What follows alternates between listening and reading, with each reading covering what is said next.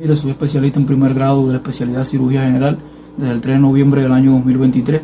Soy uno de los 6 médicos que inicialmente estuvieron acusados de homicidio por imprudencia en virtud de un suceso ocurrido el 17 de diciembre del año 2021, luego del cual fallecía un paciente que tuvo un accidente de moto ese mismo día. Falleció alrededor de las 48 horas después. Y que bueno, actualmente estoy sentenciado junto a 4 compañeros más a 1 año de limitación de libertad y a disposición de las autoridades de la Dirección Provincial de Salud por este mismo hecho.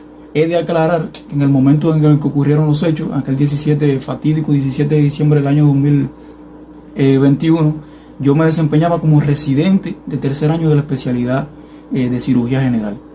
Nosotros fuimos convocados a un juicio oral que inicialmente estuvo propuesto para los días 21, 22 y 24 de noviembre del año pasado. Por situaciones que todavía desconozco, este juicio quedó limitado a los días 21 y 22 de noviembre del año 2023, sin limitación de horario. Solamente sabíamos que iba a comenzar el juicio alrededor de las 9 de la mañana, luego de la llegada de los abogados al Tribunal Provincial de Bayamo. Ese día, bueno, el primer día, el día 21, el juicio se dividió prácticamente en 3 momentos fundamentales. Un primer momento en el cual nosotros, como acusados, dábamos nuestro testimonio, o sea, declarábamos frente a los jueces, frente a la fiscalía y frente a nuestros abogados, dejando bien claro allí y haciendo énfasis en cada uno de los elementos fundamentales por los cuales nos estaban imputando. Un segundo momento en el cual asistió ya en horario de la tarde, una funcionaria de la Dirección Provincial de Salud, la doctora Ingrid Porto Mateo, que fue como representante de la comisión que inicialmente fue la que realizó la investigación de los hechos, que fue designada por la propia Dirección Provincial de Salud. Y un último momento donde ya entonces brindó su testimonio la madre del fallecido. Hablando de la primera parte y básicamente de lo que en mi condición se me está imputando, a mí se me preguntó cómo yo quería declarar. Yo dije que quería declarar respondiendo a las preguntas de mi abogado.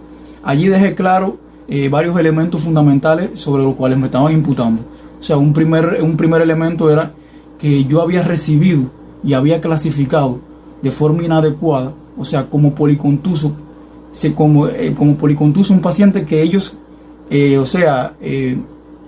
refieren que debía haber sido clasificado como politraumatizado.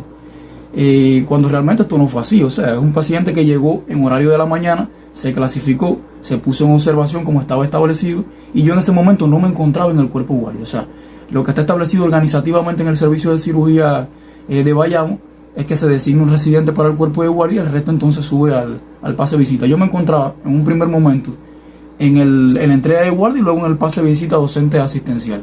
Después, alrededor de las 10:30 es que yo bajo.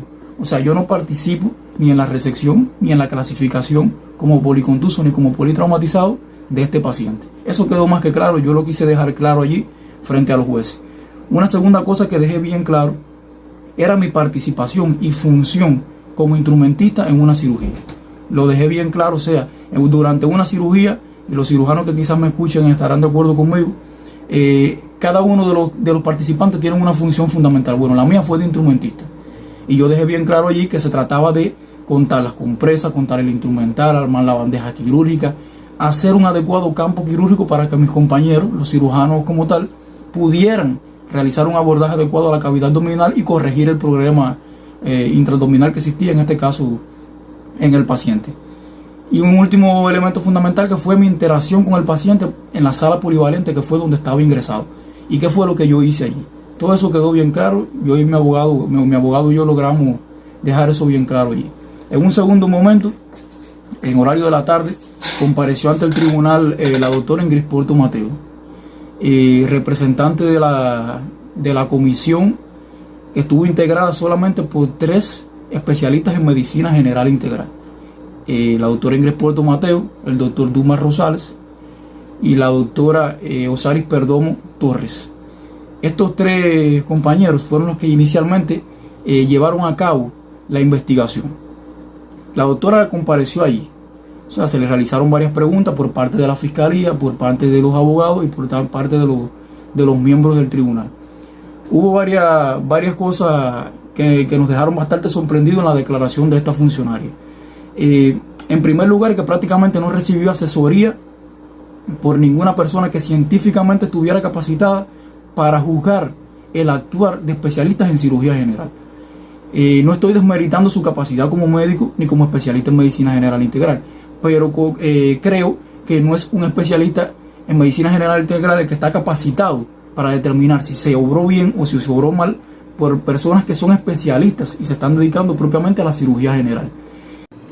Se supone que técnicamente ellos debían haber recibido asesoramiento por parte de personas competentes y científicamente capaces para juzgar el actuar de profesionales cirujanos.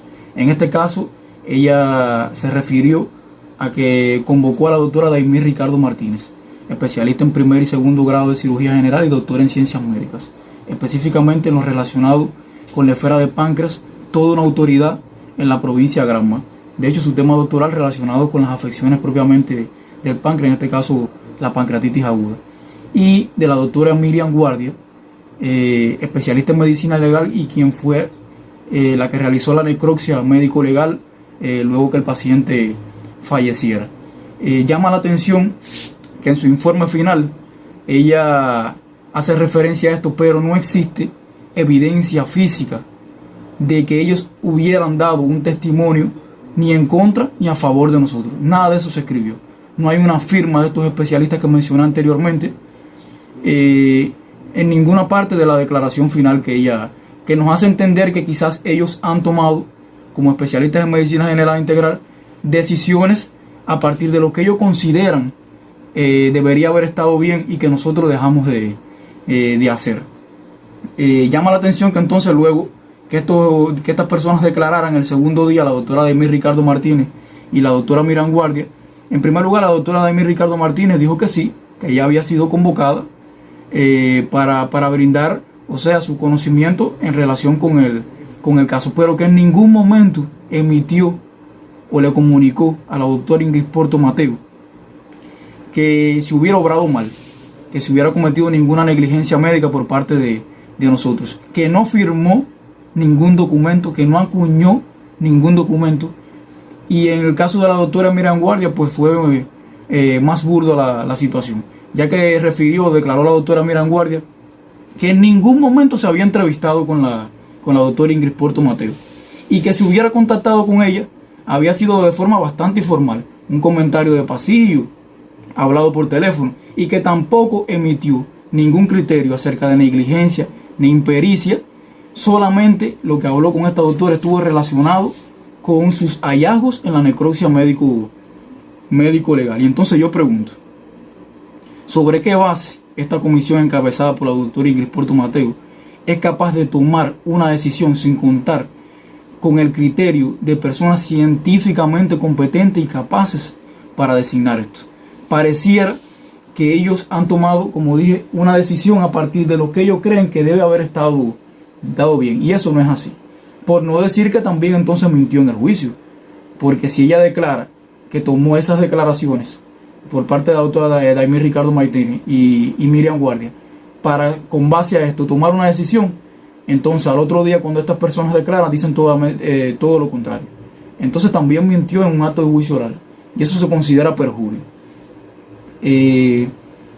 Llama la atención entonces la otra parte importante que ocurrió el día 22, o sea, el siguiente día, fue fundamentalmente la presentación de las pruebas testificales y los documentos que avalaban un conjunto de situaciones, pero lo más importante estuvo marcado por la presencia de esta comisión del municipio de Manzanillo, de peritos. Ahí comparecieron especialistas en cirugía general, especialistas en medicina intensiva y reanimación, y también un especialista en imagenología. ¿Qué nos llama la atención o qué me llamó a mí la atención durante este momento en particular? Yo había leído la petición fiscal, la petición que hizo la fiscalía, y se nombraba la participación o que iban a asistir a ese juicio oral un conjunto de personas que al final no fueron las que estuvieron presentes allí. Quiero decir además que estuvieron presentes en estos juicios oral un número par de peritos. Se supone que si en algún momento ellos hubieran decidido retractarse acerca de la decisión que hubieran tomado, pudiera existir empate. esto no debería ser. Deberían haber comparecido ante el tribunal un número impar de peritos, que no fue lo que sucedió. Pero bueno, lo más burdo del caso estuvo marcado porque, por ejemplo, el doctor Estacio, que es un especialista en cirugía general, está en la lista de la fiscalía y realmente nunca conoció de haber estado en comisión alguna. Sin embargo, los que participaron en esta comisión y declararon allí dijeron que este prestigioso doctor no había estado presente allí porque estaba jubilado. Pero esto lo que hay que entender es que sí él tenía el conocimiento y que sí había participado, pero que bueno, no estaba porque se había jubilado. Pero lo cierto es que él nunca conoció de haber estado involucrado en ninguna comisión, y así lo hizo o lo dejó claro por escrito en un documento que hizo y que bueno, circuló bastante en las redes sociales. La doctora Dolvis Alianet, que es la especialista en medicina intensiva y reanimación, que viene en la lista original de los peritos planteados por la fiscalía, tampoco estuvo presente en el juicio y pareciera que tampoco tiene conocimiento acerca de esto. Y sin embargo, participaron en su lugar dos especialistas en medicina intensiva y reanimación que no están en la lista de peritos que inicialmente planteó la Fiscalía General de la República. Compareció allí una cirujana, la doctora Aracelis, que tengo entendido es la jefa de servicio de cirugía general en el Hospital Celia Sánchez Mandurey de Manzanillo. Esta doctora tampoco está su nombre presente en la lista oficial de peritos planteada por la Fiscalía. Y entonces yo pregunto, ¿hasta qué punto esto jurídicamente es cuestionable? Porque además ellos se hacen valer de un artículo de la Ley de Procedimiento Penal mediante la cual ellos inicialmente prescindían de la presencia de los peritos en el acto del juicio oral, por creer indubitado el carácter de su testimonio. Y si no es porque nosotros los convocamos al acto del juicio oral, ellos no hubieran asistido. Y realmente tenían muchas cosas para dejarnos claro y más que sorprendidos durante este momento. Porque además de estas irregularidades, ellos prácticamente dijeron todo lo contrario en sus declaraciones a lo que habían escrito inicialmente. Pero bueno, me voy a limitar a mi parte. Se le preguntó por parte de mi abogado a esta comisión que si ellos tenían conocimiento de quién era quien había recibido y clasificado el paciente en el cuerpo de guardia. Como en efecto ellos sí tenían el conocimiento, que había sido el doctor Cristian Solano Ortiz, que era el jefe de la estancia de cirugía ese día, y la doctora Yusimí Mojena, que eran los que se encontraban en el cuerpo de guardia. Entonces, nosotros por supuesto preguntamos, ¿por qué se acusa o por qué se me acusa de haberlo recibido si yo en ningún momento estuve ahí? Y esa era mi acusación fundamental. Yo no participé en la recepción ni clasificación de este paciente. Pero por si fuera poco, ellos no conocían mi nombre. Se preguntaron ahí en ese momento que quién era William. O sea, ellos prácticamente no conocían quién era yo. O sea, es increíble. Pero también le pregunta a mi abogado, a la cirujana, que cuál es la función de un instrumentista en un salón de operaciones. Y por supuesto, ella responde lo mismo que ya yo había declarado inicialmente el primer día. O sea, no es mi función como instrumentista en un salón de operaciones estar pendiente prácticamente o percatarme o tomar acciones quirúrgicas con respecto a lo que se está realizando, sino facilitarle al cirujano principal y al primer ayudante que ellos puedan hacer un abordaje adecuado a una cavidad para poder corregir un problema de manera técnicamente adecuado. Y por supuesto, en este acto de separar yo no puedo estar pendiente de lo que se está realizando. Por tanto, eso quedó más que claro allí. Y cuando se le pregunta, bueno, de mi relación con el paciente en la sala polivalente, que siempre estuve retrorizado por el especialista de la guardia, ellos refieren que bueno, que como yo era médico, yo también tenía responsabilidad. Esa fue la respuesta del especialista en medicina legal. Entonces esto me indigna demasiado. O sea, me indigna demasiado. Yo no podía creer que yo llevaba 2 años siendo investigado. Fue bastante doloroso tener que hacer una residencia tan fuerte como cirugía general en medio de todas estas circunstancias. Y que ese día comparecieran ahí un conjunto de personas que se supone que científicamente deberían estar capacitadas para demostrar una cosa que no pudieron demostrar, que ni siquiera me conocían, que no sabían lo que estaban hablando en ese momento. O sea, esto es extremadamente indignante. Y entonces yo me pregunto, y vuelvo y repito, ¿hasta qué punto esto jurídicamente es permitible o es cuestionable que se ponga en una lista de personas y que inicialmente un conjunto de peritos que no son los que van a declarar finalmente al juicio oral? ¿Esto no pararía el proceso del acto judicial por sí solo?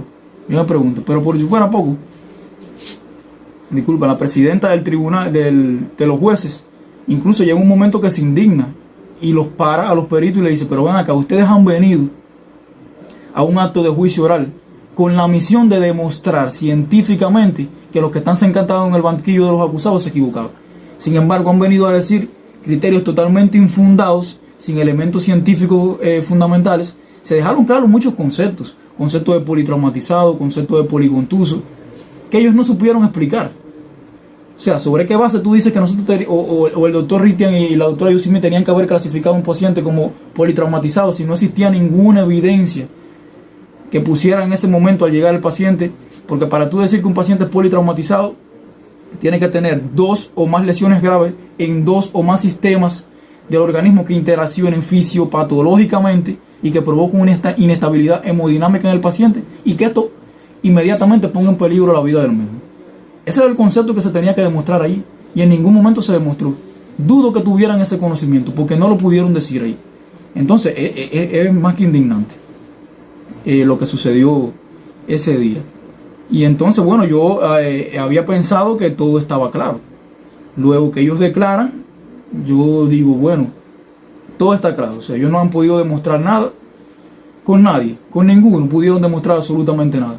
Pero una vez que ellos se contradicen, se les da la oportunidad de retractarse, pero no lo hacen, no se retratan.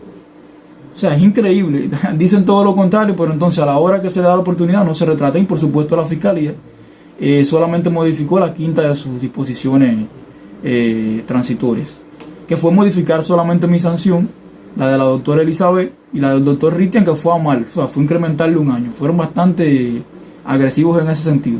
Entonces modifican la mía y la doctora Elizabeth hacia trabajo correccional con internamiento. O sea, prácticamente no existe ninguna diferencia, igual iba a ir a prisión. Entonces yo creo que este juicio era importante que se realizara para que quedara claro todo esto, y quedó claro todo. Pero parece que quedó claro solamente para nosotros.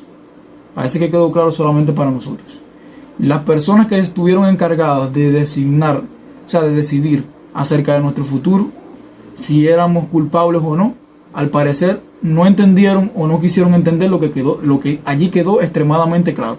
Todo se desmenuzó, se trató de explicar lo más claro posible para que ellos pudieran entender. Y al parecer esto tampoco les quedó claro. Pero a pesar de todas las mentiras de la comisión de la Dirección Provincial de Salud, la inicial, encabezada por la doctora Ingrid Porto Mateo, y de todo lo que sucedió con los peritos, resulta que en el cumplimiento de la sanción que nos piden, quedamos a disposición de la Dirección Provincial de Salud. O sea, vamos a quedar a disposición de las mismas personas que de una manera bastante agresiva nos llevaron a un juicio sin ningún elemento. O sea, esas mismas personas que se equivocaron, esas mismas personas que obraron con tanta indolencia con nosotros, son las mismas encargadas de en algún momento, si esta sanción se hace firme, designarnos a un puesto de trabajo que va a ser siempre diferente al que teníamos. O sea, nosotros lo que nos piden es que vamos a ejercer como médicos, pero no como cirujano. Yo hice mi examen estatal conociendo una petición fiscal de 2 años de privación de libertad. Fue bastante difícil, aún así me hice especialista en cirugía general. No he podido ejercer como especialista. Psicológicamente el impacto de este juicio ha sido muy grande para nosotros, porque para un médico que ha dedicado toda su vida a estudiar, de los 27 años de mi vida prácticamente todo lo he dedicado a estudiar, y una gran parte de ello se lo he dedicado a la medicina, porque yo amo la medicina, amo lo que hago, amo la especialidad de cirugía general, y realmente me indigna mucho que alguien sea capaz de decir que nosotros, como tal cual una secta de bandidos, nos hayamos puesto y nos hayamos confabulado 6 personas, 6 médicos para que el desenlace de un paciente fuera la muerte. Esto realmente yo nunca lo voy a aceptar, no estoy dispuesto a aceptar y no voy a aceptar lo que se me están pidiendo. Voy a leer textualmente lo que se me sentencia, o sea, de lo que se me está, por lo cual a mí se me sentencia. Dice que en cuanto al procesado William Arturo, tuvimos en cuenta que mantuvo el criterio de que se trataba de un paciente policontuso, advirtiéndose de los procederes realizados por ambos encartados en ese primer momento, que fue decisivo para la vida del paciente y el punto de partida, además, para realizar todo cuanto está puesto al alcance de los profesionales de la salud desde el punto de vista material y también humano, con el único objetivo de salvarle la vida. No obstante, tuvimos en cuenta que en el caso del acusado William Arturo, estamos en presencia de un residente de tercer año de la especialidad de cirugía, que aunque con conocimiento no tenía la experiencia suficiente. O sea, en conclusión, a mí se me está sentenciando y culpando de homicidio por imprudencia porque yo tenía que haber cambiado, cuando vi al paciente, el criterio que ya había tomado el especialista. Nosotros, desde el punto de vista ético, desde el punto de vista científico, desde el punto de vista moral, no podemos, y desde el punto de vista del conocimiento, como residentes, cambiar una indicación que haya sido dada por un especialista. No se puede. Los médicos que me están oyendo, los especialistas en cirugía general, los residentes en cirugía general lo saben. No podemos cambiar eso. No podemos cambiarlo. Además, en ese momento, cuando yo vi al paciente, no encontré ningún elemento que me hiciera cambiar mi conducta. O sea, se trataba de un paciente que siempre estuvo estable hemodinámicamente y que yo, sin embargo, decidí, antes del horario que estaba estipulado, indicar un segundo ultrasonido.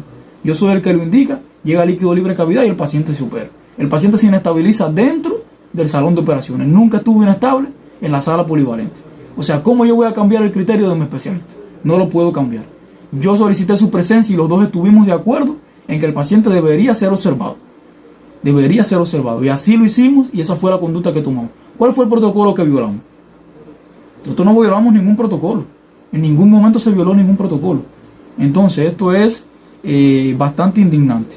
Bastante indignante. Entonces, sin embargo, dice que tienen en cuenta el criterio de que yo era residente y sin embargo antes están diciendo otra cosa. O sea, como mismo te dicen una cosa, así mismo se están contradiciendo. Entonces, no estoy de acuerdo. Yo quisiera, hice este video para que las personas, los médicos sobre todo, que son los que van a entender más del caso, los especialistas en cirugía general, los residentes de la especialidad que me escuchan, tengan idea de esto. O sea, científicamente, ¿de qué estamos hablando aquí? ¿De qué estamos hablando aquí? No puede ser, lo que sucedió con nosotros no tenía que haber llegado ahí, porque no existían elementos suficientes para que hubiera llegado. Ya estuvimos en el juicio, perfecto, ya llegamos hasta ahí. Pero bueno, tampoco lo pudieron demostrar, no se pudo demostrar. Vuelvo hacia la idea. ¿Hasta qué punto que se pongan en una lista un conjunto de personas por parte de la fiscalía, que eran los que deberían haber estado presentes en un juicio oral, y asistieron otros? Es cuestionable. Por supuesto que es cuestionable. Y entonces, ¿por qué se hizo? ¿Por qué se pasó por encima de eso? ¿Por qué no se tuvo en cuenta a la hora de dar la sentencia a todos estos elementos que ya habíamos que anteriormente mencioné? Entonces no estoy de acuerdo. Yo quise hacer este video para eso. Mi inconformidad es extrema. En todo momento me he sentido desprotegido durante este proceso. Yo creo que en este país los médicos estamos muy desprotegidos desde el punto de vista legal. Muy desprotegidos desde el punto de vista legal. Nos juzgan personas que no tienen ni el mínimo conocimiento acerca de medicina. Y por si fuera poco, se nombra una comisión que no tiene la capacidad científica suficiente para demostrar nada. Yo exijo y siempre he considerado de que nuestro caso tendría que haber sido valorado por personas de alto nivel científico, que fueran capaces de demostrar o una cosa o la otra. Porque las personas que asistieron ese día al juicio oral evidentemente no tienen la capacidad para demostrarlo. Y ahí incluso se contradijeron. Entonces no estoy de acuerdo y no voy a estar de acuerdo. También quisiera agradecer, y siempre voy a estar agradecido con todas las personas que nos han apoyado y eternamente agradecido con los pacientes, sobre todo los pacientes que hemos tenido y que sé que se han sentido agradecidos de nuestro trato, porque vuelvo y repito, nuestra misión siempre ha sido la de salvar vidas, siempre lo fue, es nuestra premisa fundamental. Nosotros hemos dedicado nuestra vida entera al bien de las personas y a salvar. Entonces nosotros no somos asesinos y no nos pueden juzgar como tal.